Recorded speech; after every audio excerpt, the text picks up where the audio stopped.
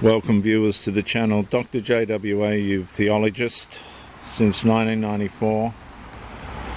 The Cost of Legislative Experimentation, Episode 2, When Compassion Lost Its Boundaries.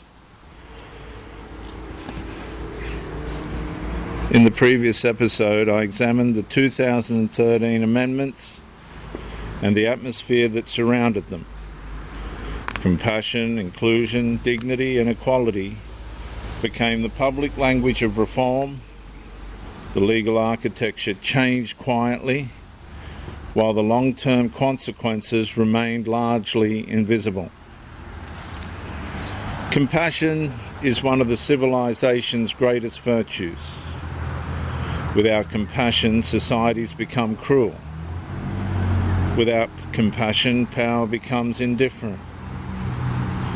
Without compassion, justice becomes mechanical. But compassion possesses a weakness rarely discussed. Compassion struggles to recognize limits.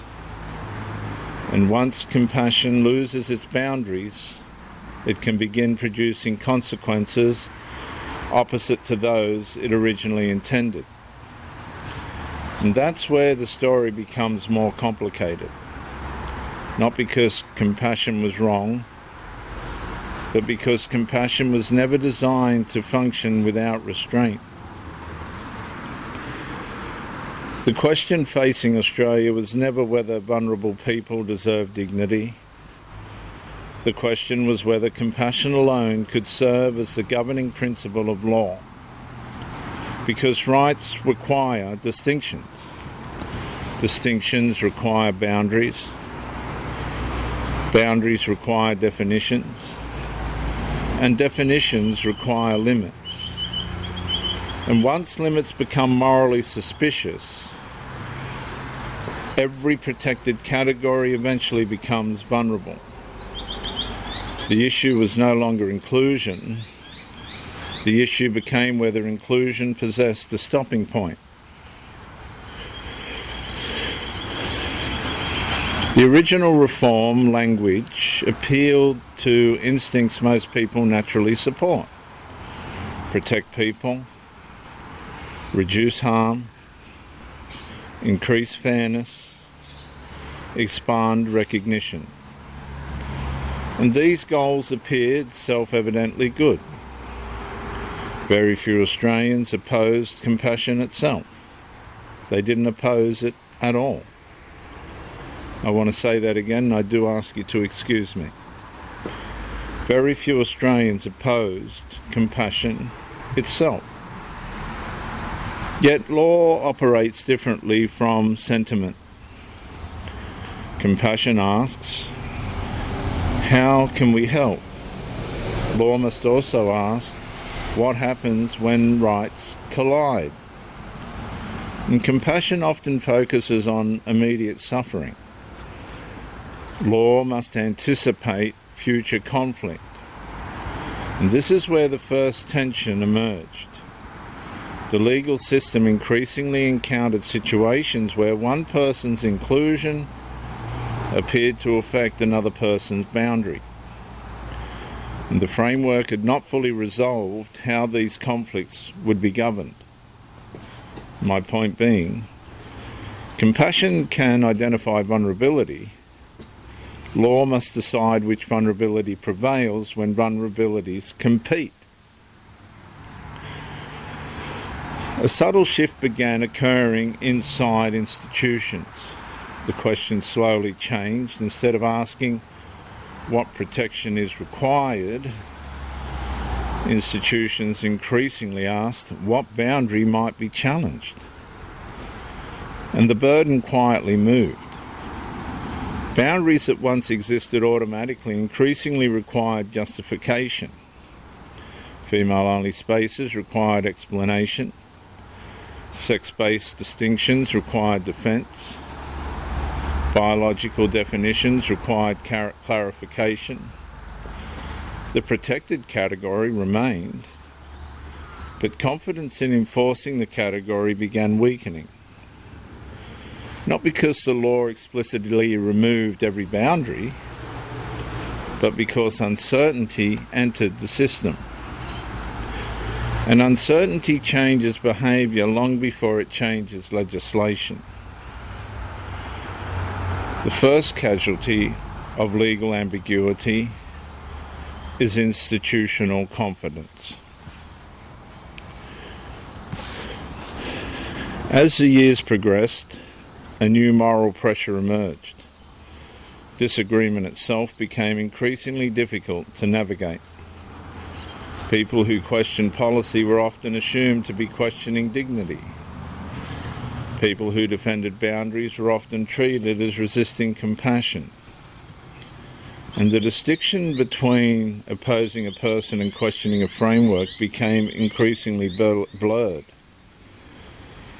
And this created a powerful social dynamic. Many institutions became reluctant to discuss competing rights honestly. Avoidance replaced clarity. Silence replaced debate. Administrative accommodation replaced legal certainty. The conflict remained unresolved beneath the surface. Pressure accumulated. Questions remained unanswered. The structure continued absorbing tension. My point being, when difficult questions became morally uncomfortable, unresolved problems became institutionalized. The deeper issue was never whether compassion mattered. The deeper issue was whether compassion alone could govern competing rights. Because every right ultimately depends upon a limitation somewhere. Property rights require boundaries. Privacy rights require boundaries. Religious rights require boundaries. Parental rights require boundaries. Women's rights require boundaries. Remove every boundary and every right eventually dissolves into conflict. And this is why legal systems depend upon distinctions. Distinctions are not failures of compassion. They are often the mechanism through which justice operates and peace prevails. The challenge facing Australia was becoming increasingly clear. How do you expand inclusion without destabilising the protections that already exist? The answer remained unresolved. And unresolved questions rarely disappear. They evolve. My point being, compassion without boundaries eventually places compassion in conflict with itself. And this is my final consequence statement for this episode. The legal changes of 2013 were built upon a compassionate premise. But compassion alone could not answer every downstream question, couldn't answer what the future would bring. As boundaries became increasingly difficult to define, institutions became increasingly uncertain about enforcing them. And what began as inclusion gradually encountered the realities of competing rights, competing protections, and competing expectations. The conflict had not yet fully surfaced, but the conditions necessary for conflict were already forming. Because whenever law expands recognition without clearly preserving limits, pressure accumulates inside the system and inside the civilization. And eventually that pressure must find release. I'm Dr. J.W. Ayoub, Theologist since 1994. Like and subscribe to help the channel Subscribe and comment to educate me, and share the video.